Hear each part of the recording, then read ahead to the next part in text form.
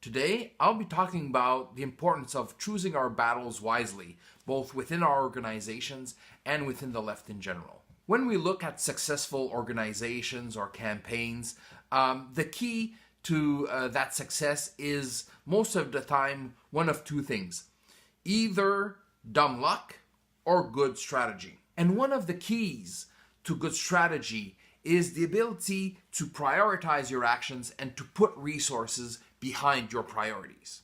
And this is true for our organization, it's true for the left in general, but it would also be true in our personal lives, and it's also true in the private sector.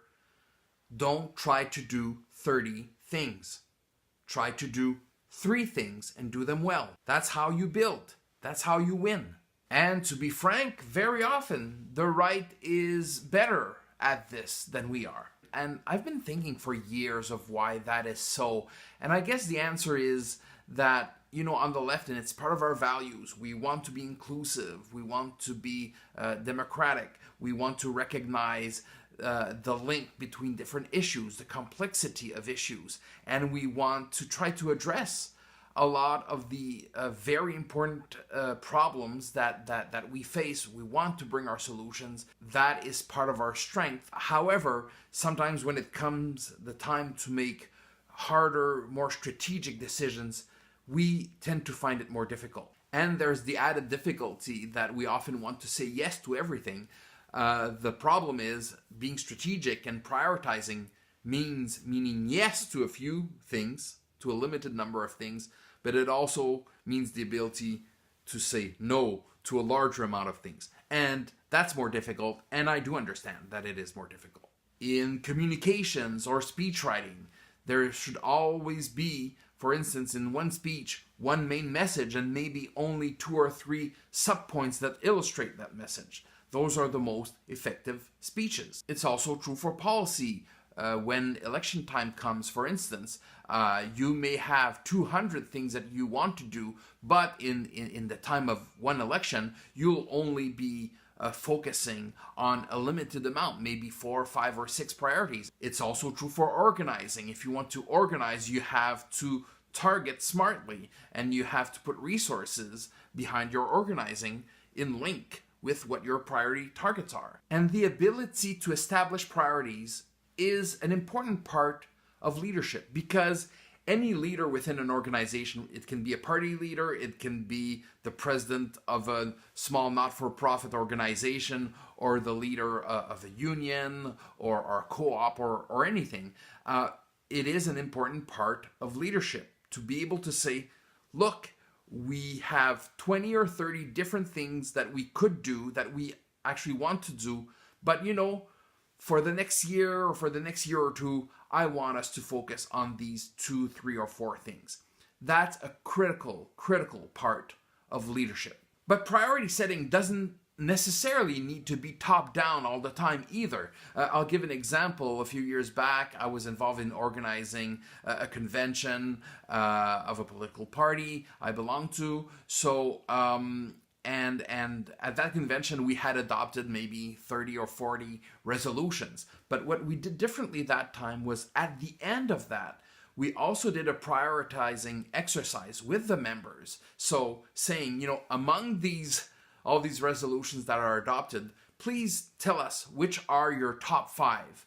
And it was a fantastic exercise, and it gave really good results. And so this was an example of a democratic prioritizing exercise that worked very well. A few years back, I had started to develop a technique and an approach to help groups do that exercise of priority setting in a way that was very democratic, very transparent. I didn't pursue it that much, but just to let you know that these techniques do exist. And if some of you have questions, maybe just send me an email directly, and maybe I can give you more information. Some time ago, I was director of a network of not-for-profit organizations in Quebec. I was director there for 5 years. And I remember our first meetings, our annual general meetings, and we had other meetings during the year. I remember we tended to have 25 or 30 points on the agenda, and it was just leading to frustration because we couldn't we only started discussing one thing and we didn't have time to really go more in depth.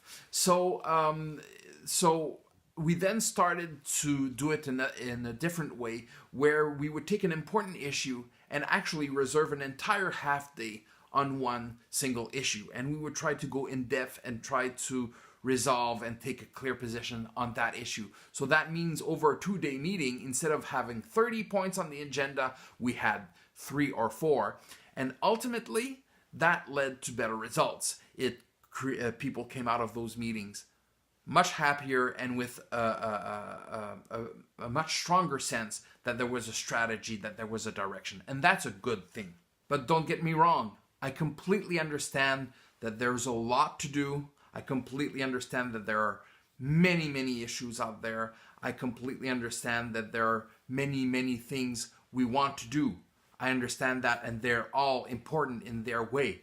What I am saying is that we do need that ability to make choices between what is already important, pick a few battles, and decide to put our resources behind those. So I look forward to your comments below. Please feel free to give examples of moments where you felt that either you were completely unable to establish priorities, or maybe give other good examples of times where you were able to establish priorities, stick to them, and what kind of results that produced. I'd be very curious.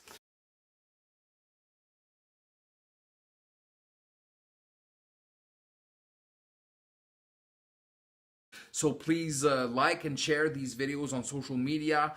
Please hit the subscribe button on my YouTube channel. These videos can obviously be seen as standalones, but you'll probably get more out of them if you see them within the entire series, Building a Winning Left. So with that, I wish you a good day. See you soon.